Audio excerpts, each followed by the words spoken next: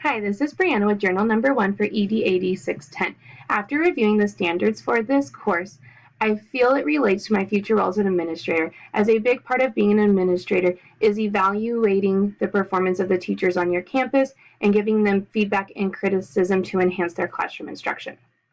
After reviewing the clinical practice and assignments in this course, some of the things that I am concerned about and have questions on are being able to interview an administrator when we are on summer break and sometimes they're not able to be contacted, as well as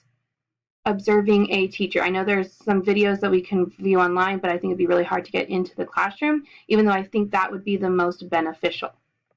Overall, what I'm looking to get out of this course is a basic understanding of how to evaluate teachers, what to look for, and what are the best ways to give feedback to enhance their instruction.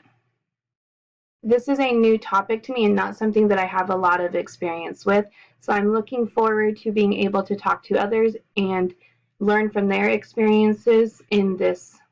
atmosphere. In my personal experience with evaluation, some of the techniques and strategies that I found effective were actually videotaping myself and re-watching myself teaching. I was able to pick up on things that I don't think I realized I was doing and things that maybe I said too often or did too much.